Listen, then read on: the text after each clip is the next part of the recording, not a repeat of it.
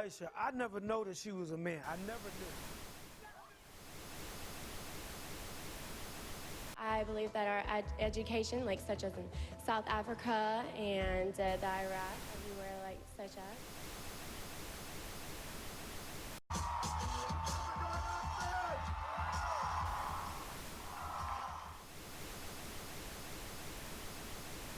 Platform 8 for the 2228 Southern service to Eastbourne via Lewis.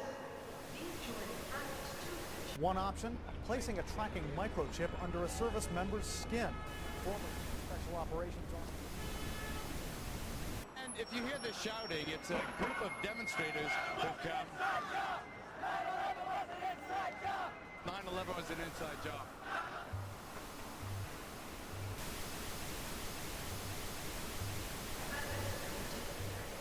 Calling at Lewis, and Eastbourne.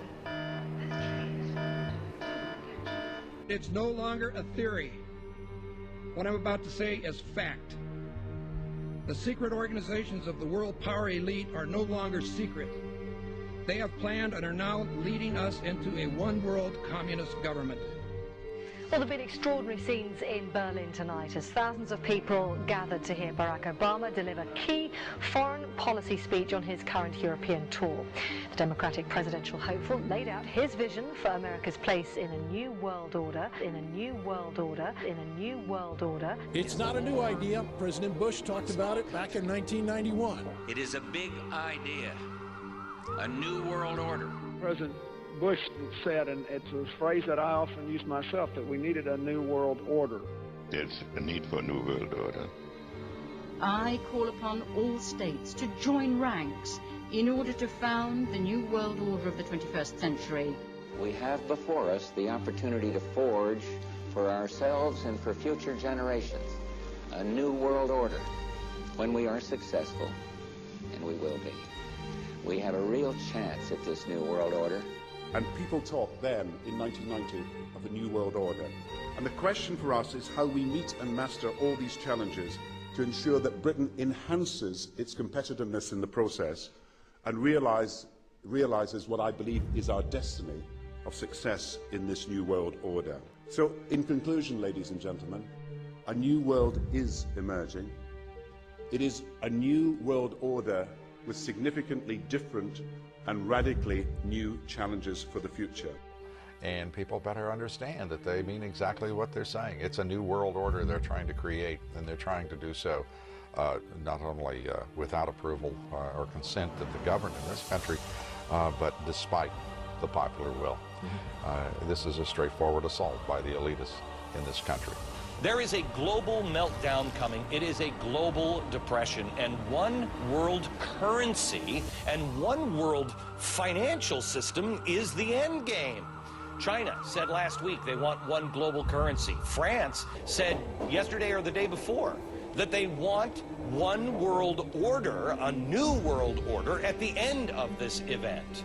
Gordon Brown will today call on fellow world leaders to seize the opportunity created by the worldwide economic crisis to create a truly global society.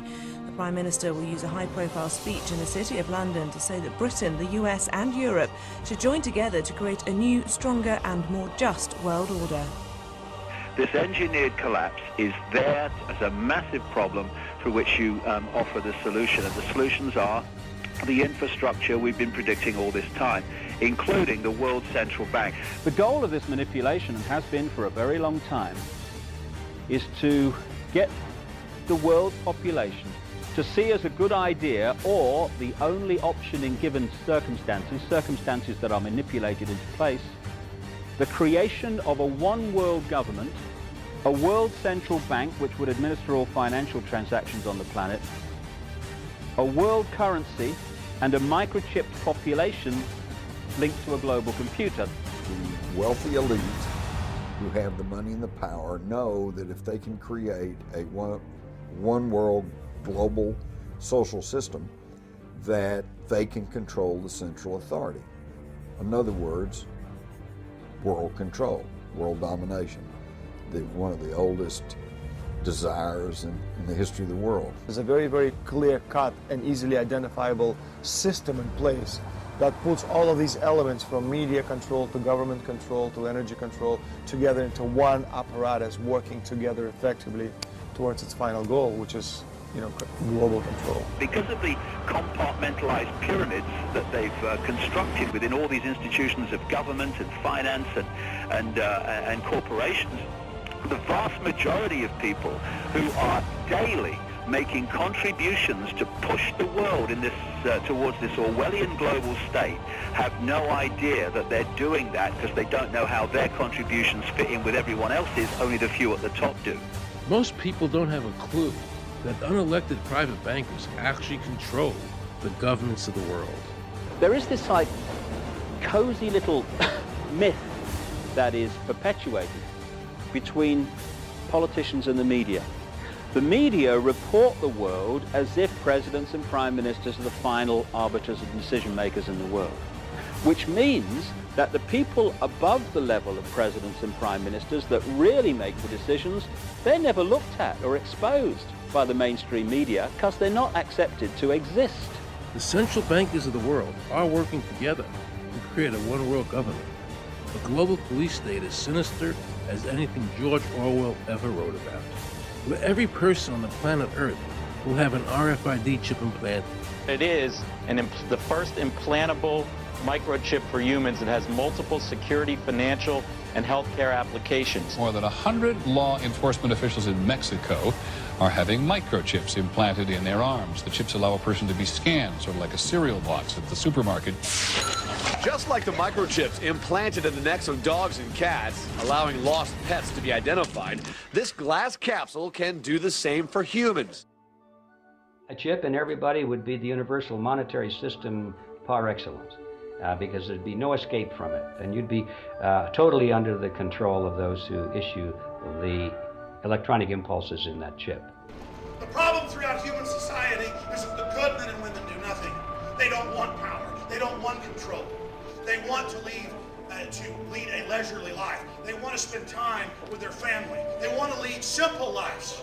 But we are forced throughout society, throughout history, and throughout human time to stand up against bullies. And many times we stand up before it's too late. And we reverse the course of tyranny.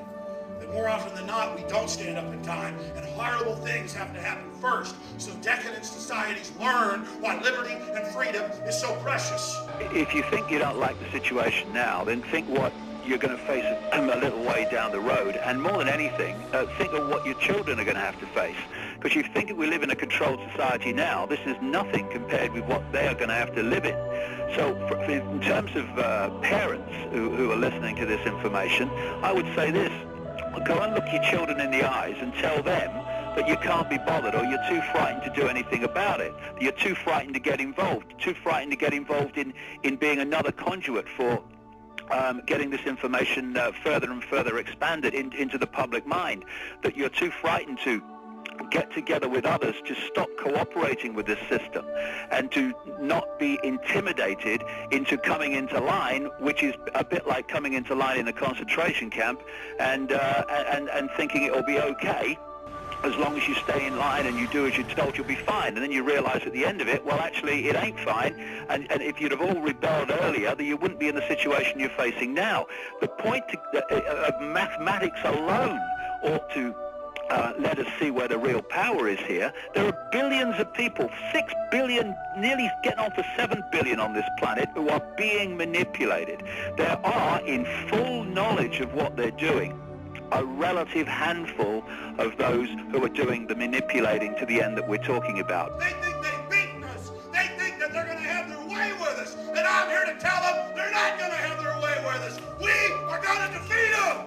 You guys aren't going to be able to get away with your New World Order, sir. Talk about Bill. You know what New World Order is. You will never get a New World Order. Never. National sovereignty will prevail. The New World Order is going down, sir. You can laugh. Wake up, people. Wake up. Research the New World Order. This is important. Look it up. Investigate it. Your New World Order will fall. Humanity will defeat